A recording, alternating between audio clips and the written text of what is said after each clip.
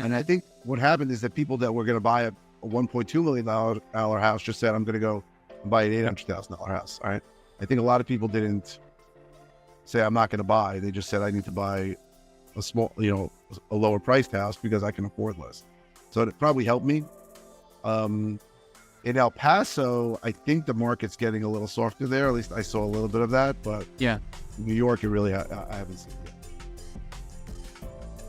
Hey guys, welcome back to the Probate House Guy podcast. I am Brad, the Probate House Guy, and today I've got my buddy Michael Pinter from New York on the podcast today to talk about doing deals in probably the hardest market in the U.S. So Michael, why don't you introduce yourself? Sure. So my name is Michael Pinter, and I have been doing deals in and around New York City for about 13 years now. I mean, I really started in 2004, but I was just buying and holding then. But I was doing it part-time while I was working in the mortgage business. I worked for the same company for 17 years and then left in 2013, and I have been full-time doing it since 2013. And I didn't know that there was I thought deals all over the country were done the same way. And then when I came to Investor Fuel, which we're both a part of in 2017 or 18, is when I figured that it's different here than everywhere else. And I finally figured that out. You finally figured that out. I guess you don't know what you don't know, right? Right. I mean, I got up my first time, I got up to present and I'm like, I have all these problems with attorneys and I have no contingencies, and everybody's looking at me like, what are you talking about? I remember that presentation. Yep. Yeah. But that taught me. So I learned. So that was good. Yeah. That's cool, man. And what made the shift from like mortgages to, what you're doing now? Why that transition? So I was at the same company for 17 years. I should have left really when everything hit the fan in 2008, 2009. I stayed on, and the government just really overregulated the business. The company I was in was, I think, the first non-bank entity to be audited by the Consumer Financial Protection Bureau. So they came to us, and I was sitting in that meeting, and it was just insanity. They were like, you have to hire 5 more people. You have to hire outside agencies to audit those people. You have to hire an internal person to audit the outside agencies. And I'm like, we didn't do anything wrong. And they're like, we don't care. They didn't even know what they were doing. They were brand new. Right. They just knew that their job was to screw around with the people with the companies. And I said, this is a mess. And I should have left that day. But I stuck around for a few more years as things got progressively worse. But I was sort of dabbling in real estate at the same time. And I met a person who ended up being a partner, and we left. In 2013, started doing it full time. So I hate overregulation, and in this business, there is some regulation, especially if you're doing construction and you have to deal with building departments, which is the one part of the business that I hate. And so I prefer the less regulation than more regulation. That's how I looked at it. So in such a tough market with a lot of regulation, how does your business maybe differ from other people? I mean, obviously in Investor Fuel, you can compare your business to other people in different markets all over the U.S. So how does yours differ, or how do you do things, and how do you make that work? You're saying as I operate in New York, how I do things differently? So I think one of the big differences between me and competitors, and also one of the things, we didn't get into the differences between New York and the other places. We can do that soon. Sure. There isn't a lot of competition here, which just shocks people. And if you knew all the reasons why it was different in here, you would understand why. But the big difference between me and a lot of my competitors is that I'm willing to close on properties, and I have different ways to make money than some of my competitors. So most of the competitors are people who don't want to close, so they only want to buy for a wholesale price, which is, the lowest cash offer price, where you still have a spread between that number and what you'll sell it to somebody else who's a cash buyer will buy it for. Sure. I realized, I think it was 2017, that there were a lot of places in my market where an older, like original, and almost everything in my market is built in the 50s or earlier, like a house that's with original kitchens and bathrooms, but it's livable, it's just okay. The difference between what that was selling for and what a fully renovated, ARV, after repaired value house was going for, in some places wasn't that big. Mm-hmm. So I had the ability to pay more than other people, not do any work to it, and just put it on the market as is, or maybe do a little bit of work to it, fix one thing, clean it out, that kind of thing. So the fact that I can buy properties and wholesale that a lot of other people in my area aren't doing. And also now I've been doing novations, which has worked out well for me. So I can sometimes give an even higher number for that. Yeah. Because I'm not even going to close on it. And those multiple disposition options, I think, differs me from a lot of my competitors here. That's great. Yeah. And like you mentioned, the term wholesale, for those of you who don't understand, you're buying at a wholesale price and then you're retailing the house. And some people define it differently, right? Like I on some wholesales, like you try to do as little as possible because you get the can of worms effect, right? And if you fix this, then that looks bad. And then if you fix that, then that looks bad. In case of the might as well. Well, I'm you know, if I'm changing the vanity in here, I might as well just retile the bathroom. Yep. I'm doing that today. Literally, my granite people just left one of my projects, and I was trying to keep the laminate countertops. It's a double wide that I'm redoing, and we redid everything. Painters painted the house, and then I'm like, God, these counters look like crap now. So now I'm going to probably be 2 more weeks before I can get it on the market because I'm just going to put some cheap granite in and call it a day. And then I went up there the other day and the cabinets look bad. I've said sometimes a hotel turns into more rehab, right? I mean, I had a property I bought. I said I was going to do nothing to it. Yep. I thought it was a minor roof. I thought the roof was okay. Then I thought it was a minor roof repair. And then the roofer gets up there and he goes, I got to do it all. Yeah. That's, that's 10 grand right there. So it does happen. Yeah. And how has the demand for hotels changed at all in the last couple of years in your market? Would you say it's greater or lower? I think it's greater. We really have a tremendous shortage of inventory here, like at most of the country. Sure. And I've always said, when I started doing this, so back 7 years ago, I said that the asking price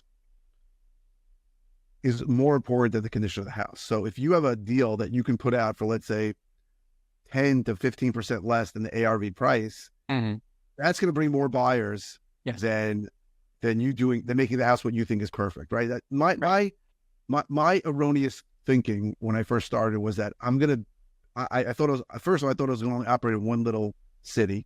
Yeah, it's absurd. There wasn't enough space, and I said my house is going to be perfect. No one is going to be able to think that they can't buy this house. Like everyone's going to want to buy this house, right? And that's foolish, right? Because there's about 100 reasons why somebody wouldn't buy the house, right? They don't like the size, they don't like the shape, they don't like the layout, they don't like the location. There's 100 different reasons.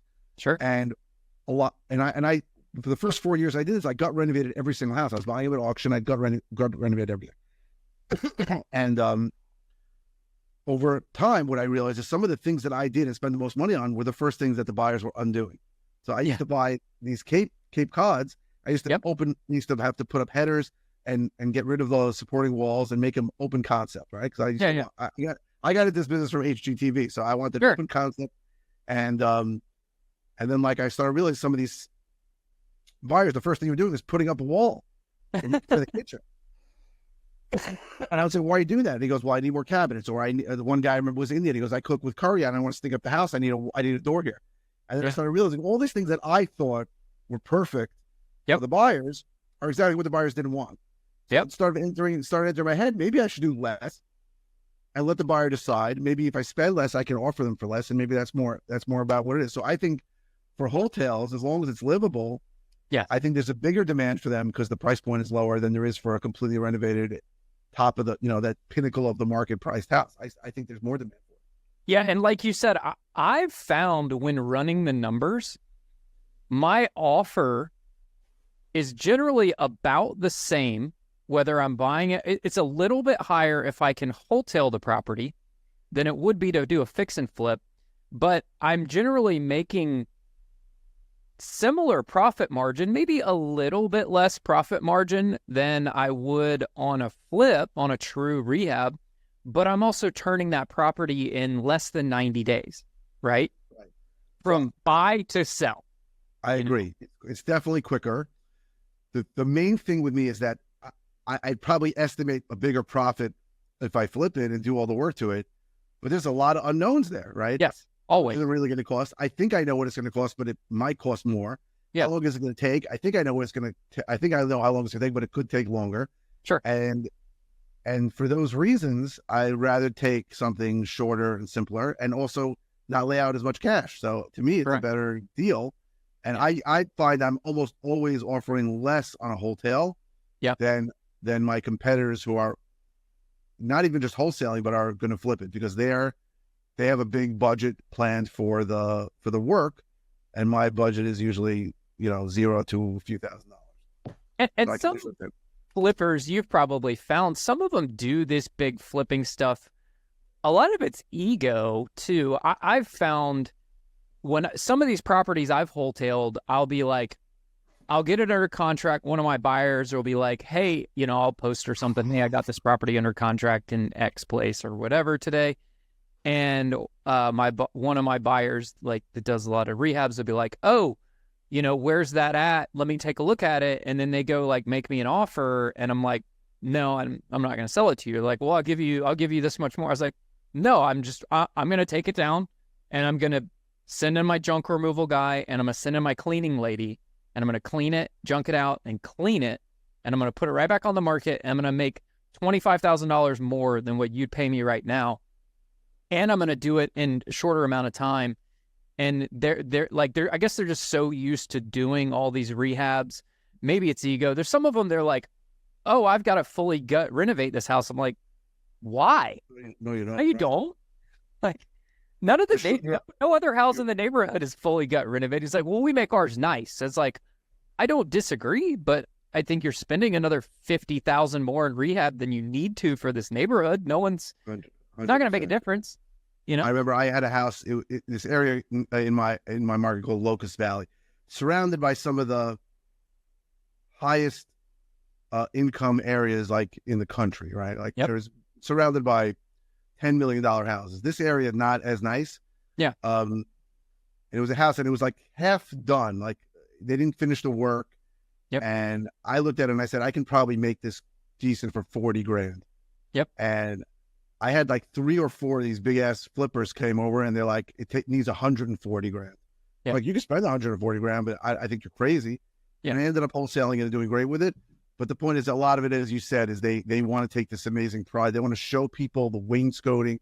They want to do that. And for me, it's like, I don't want to deal with that because it takes too much time. It leads to too many other things. Wholesaling to me was a game changer, right? Because it made me look at properties in multiple ways. Like, is this sellable as is or very close to as is or not? And then I don't have to do the 70% minus repairs numbers. That didn't come into play. Yeah. My favorite are the grandma houses. We're actually closing on one this afternoon or today. Actually, I probably need to head down to the attorney's office after this and go sign for it. But the seller's signing with a notary at her house tonight. But it's a grandma house, right? I do a lot of probate deals, right? So I get a lot of grandma houses. And outside, it's kind of rough. We'll send a landscaper over there and just kind of pretty up the landscape, trim the bushes, mow the grass. Actually, my grading guy is there today. The lady had a harebrained idea when she inherited this house that she was going to like fix it up herself. So she had a dump truck load of dirt dumped in the middle of the driveway. Like, you can't get to the garage now, right? And it was going to like do some raised beds and stuff and never got to it. So the first thing I had to do today, I haven't even closed on it, but my guy went this morning and I was like, I need you to bring your skid steer over there and you just scoop up all this dirt, find somebody to take it. I don't want the dirt. That way my junk removal guy on Monday can get and back his truck up the driveway and get to the garage and clean the house out. And, they've spent the last week getting all of mom's stuff out and whatever. And we said, you can leave the rest behind. So I'll spend $2-3 on Monday, junk the house out, clean it out. And actually I've just got a contract from a potential buyer just now before we got on this call that wants to buy it.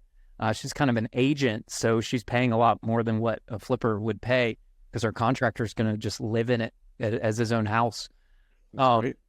So yeah, I love them and I'll keep doing those. And, and you mentioned something off the call, but I'll bring this key up. Cash conversion cycle in these is key, right? Because you can have all the real estate in the world and be like broke as a joke, right?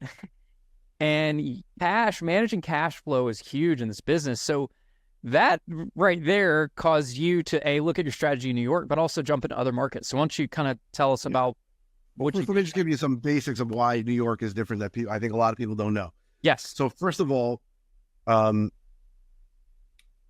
York, a real estate transaction does not take place between a buyer and a seller. You can't just bring a contract with you to the kitchen table. The real estate, when a seller agrees to my price, they have to engage an attorney, and the attorney prepares the contract and sends it to my attorney. And that alone can take weeks or sometimes even more than a month. That's number one. Number two, standard deposit, earnest money deposit, is 10% of the purchase price. Wow. If I send $400,000, they're going to expect me. I just had a contract today sent to me. I'm buying it for $380,000. They want $38,000. Now, that's negotiable. I can negotiate down, but sure, I have to do that sometimes. That's number two.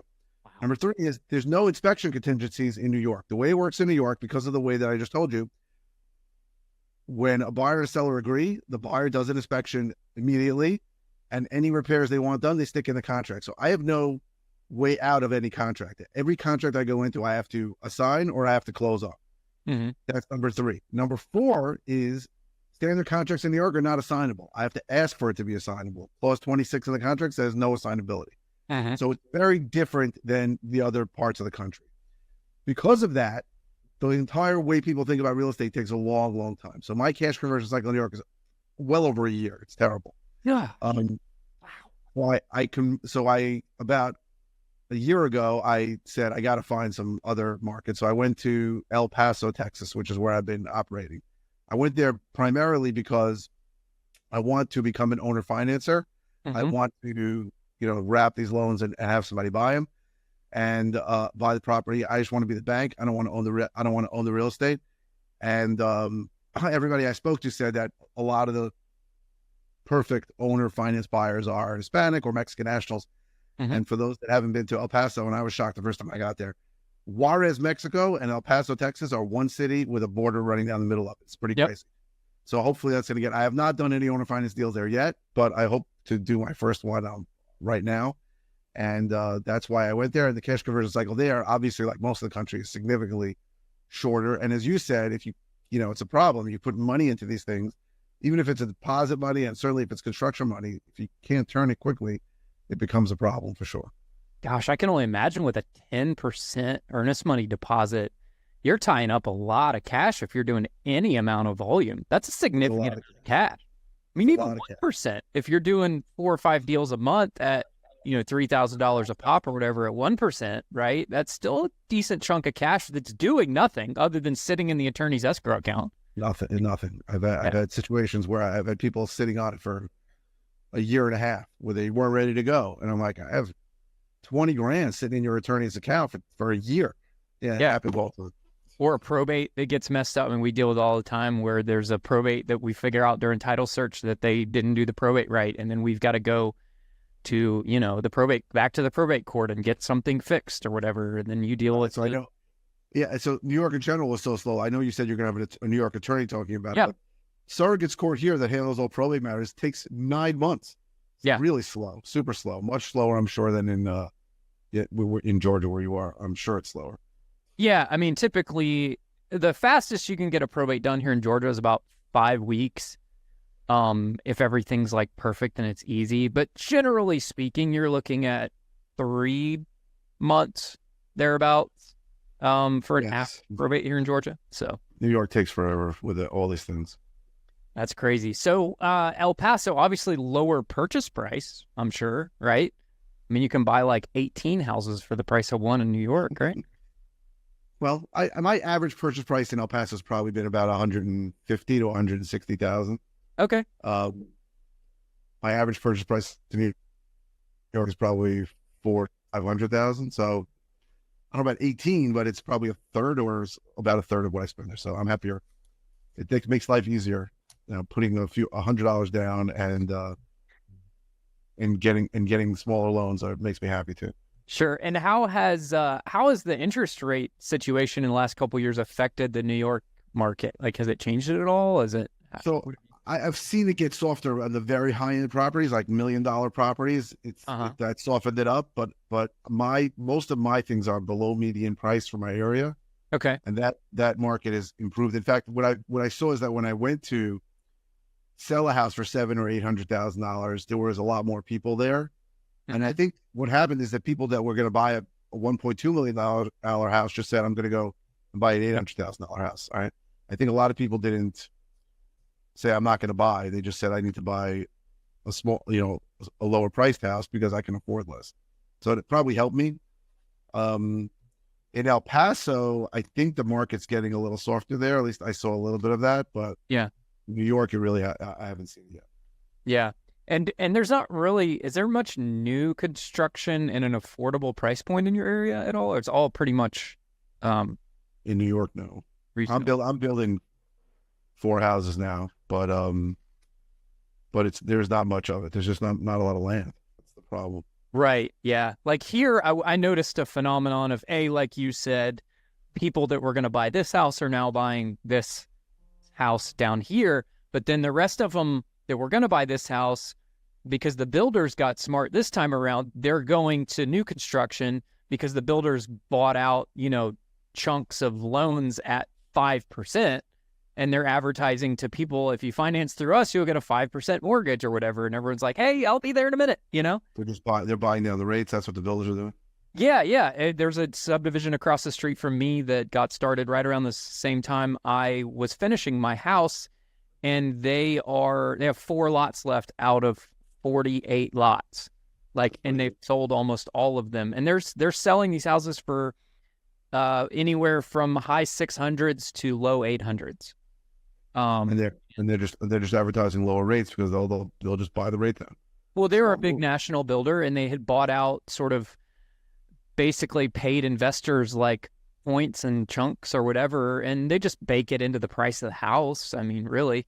And then now they can advertise, hey, we've got a 5% mortgage versus, you're going to go get a 7 with this person or whatever. So smart.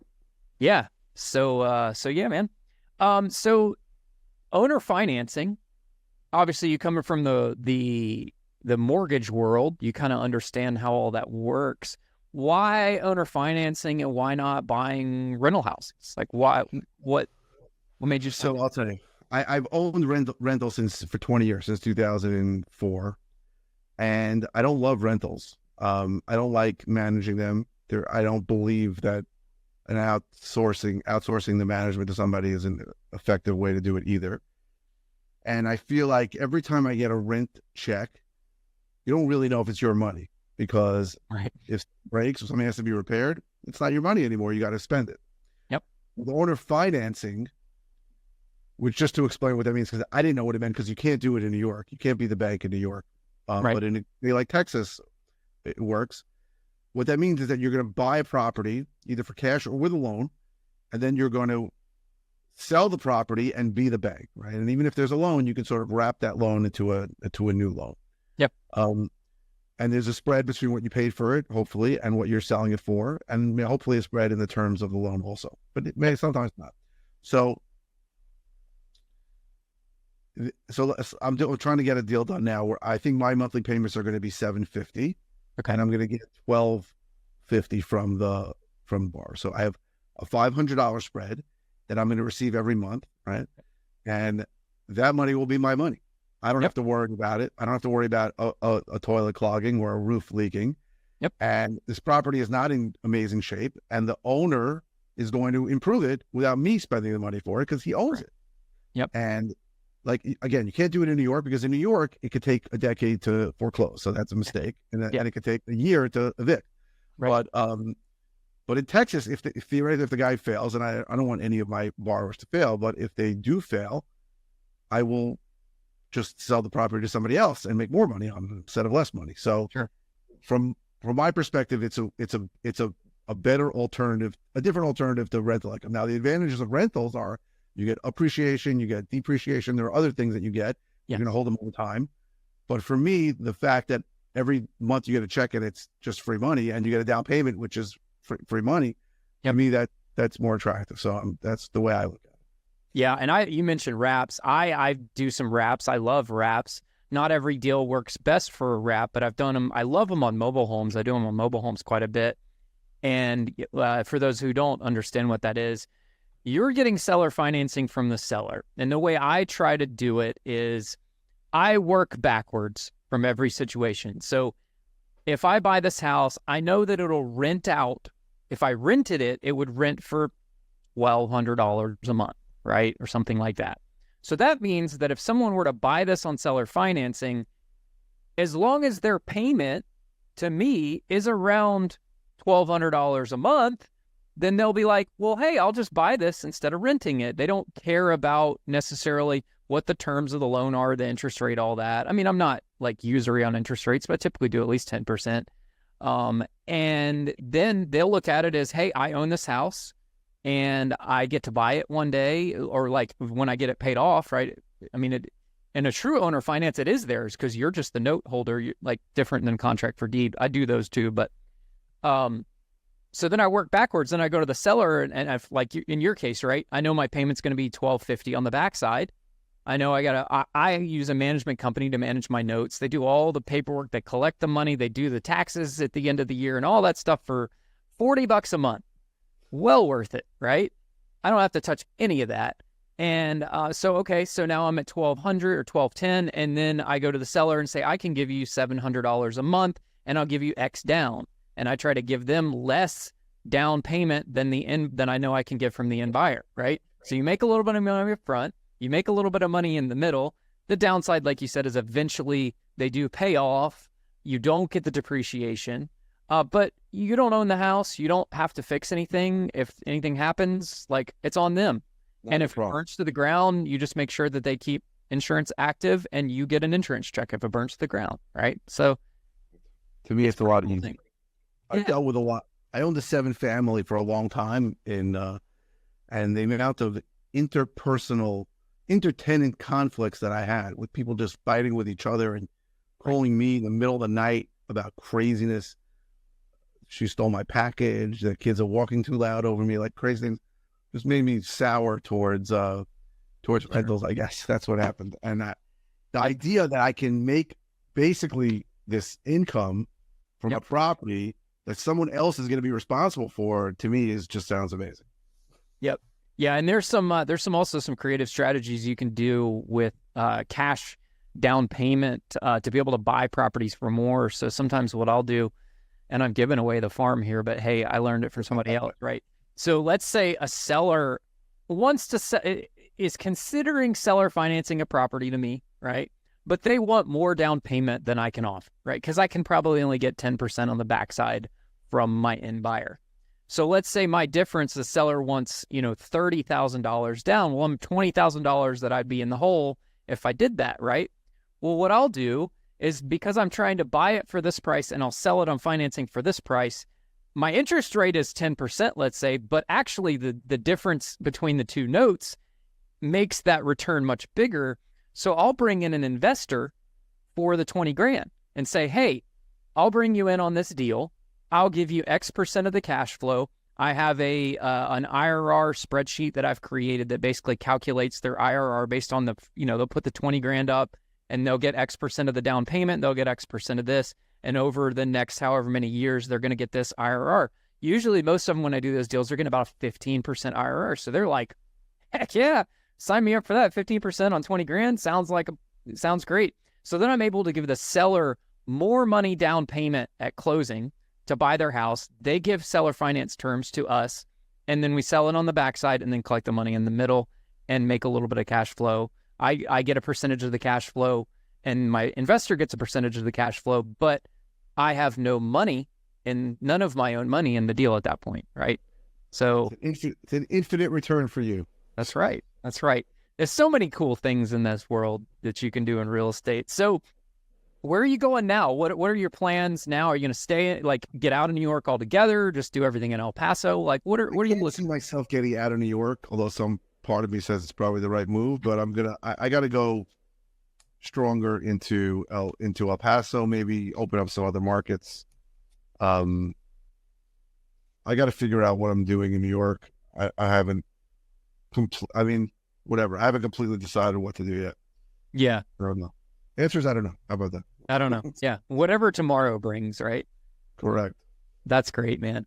Well, hey, Michael, I really appreciate you coming on today. And also, you have a little bit of a social media following. You do some education stuff, all that. So why don't you tell us a little bit about that? Sure. So during the pandemic, some of you know that it all started here in New York, and basically the entire market shut down. I had 17 properties for sale. I was breaking up with a partner, and I mean, lawyers and title companies were not going to work for months. I had nothing to do, so I started like doing some education to other people that were interested, and then I started coaching. So I do offer coaching. I have and I am on social media. Most of the channels are called Bigger Flips. Okay. So I have a Bigger Flips YouTube channel. I have a Bigger Flips Facebook group. Um, I'm I'm on all the social media platforms. Instagram is Michael Pinter, maybe Michael Pinter NY. And I do offer some education. I've had some students do very well. I get a lot more satisfaction out of teaching someone how to do it and watch them get their first check than I do out of doing the deal myself and making more money. So sometimes people who they're terrified, because the reason that I told you why New York is so different, because you have to put money down and you have no way out of the contract. So a lot of people go online and they get education from other people who tell them in North Carolina how it works, where it's risk-free and you just bring a check for $5, and then they come to New York and it doesn't work. And I'm happy to teach them how it does work. And very often I partner with them on these deals, and it gives me a lot of satisfaction to see them get paid. So I'm happy to help people. It's giving me a lot more fulfillment than just doing deals myself. But I'm reachable all over social media. You can look at Michael Pinter or Bigger Flips. Awesome. Hey, Michael, thanks for coming on today. We really appreciate your time. It's always good chatting with you, brother. You're just an awesome dude. I've known you for a long time. Always super friendly and just super awesome. So I really appreciate everything you've done. So thanks for coming on today, man. Thank you. All right, guys. Thanks for checking out the podcast today. I hope you enjoyed Mr. Pinter there and all the advice that he provided. Like I mentioned in some of the other episodes, if you're interested in getting into the probate niche of real estate, whether you're an investor or an agent, I actually offer a done-for-you marketing package where we handle all of your probate marketing, both through multiple channels, direct mail, social media, online, all of the above. So if you're interested in learning more about that, go over to probatehouseguy.com. Thanks again for listening to the episode. Stay tuned for next week. Have a good day. Bye.